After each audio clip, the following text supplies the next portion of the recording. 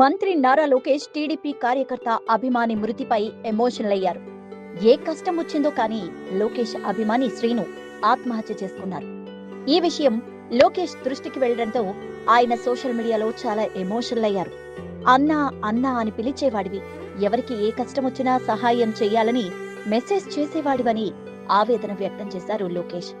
ఆపద వస్తే ఈ అన్నకి ఒక్క మెసేజ్ చేయాలనిపించలేదా? దిద్దలేని చాలా పెద్ద తప్పు చేసావు తమ్ముడు, ఐ మిస్ యూ అంటూ ఎమోషనల్ అయ్యారు. ఆత్మాభిమానం ఉండొచ్చు, ఆత్మహత్య చేసుకునేంతగా కాదు అంటూ పేర్కొన్నారు. శ్రీను బలవన్మరణానికి పాల్పడిన విచారకర సంఘటన సోషల్ మీడియా ద్వారా తెలుసుకున్న వెంటనే అతన్ని బతికించుకునేందుకు చేయని ప్రయత్నం లేదన్నారు. సారీ శ్రీను, నీకున్న కష్టమేంటో నాకు ఎప్పుడు చెప్పలేదని పేర్కొన్నారు. నీకు కలిగిన నష్టమేంటో ఏ రోజూ నాకు తెలియనివ్వలేదని ఆవేదన వ్యక్తం చేశారు. నువ్వు లేవు కానీ నీ కుటుంబానికి నేనున్నాను. మీ అన్నగా ఆ కుటుంబానికి అండగా ఉంటూ నీ బాధ్యతల్ని నేను నెరవేరుస్తానంటూ హామీ ఇచ్చారు.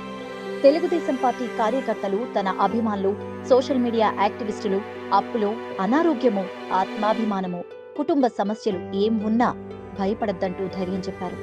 కుటుంబం, స్నేహితులు, బంధువులు, పార్టీలో హితులు ఎవరితోనైనా షేర్ చేసుకోవాలని సూచించారు. ప్రతి సమస్యకు ఒక పరిష్కారం ఉంటుందన్నారు.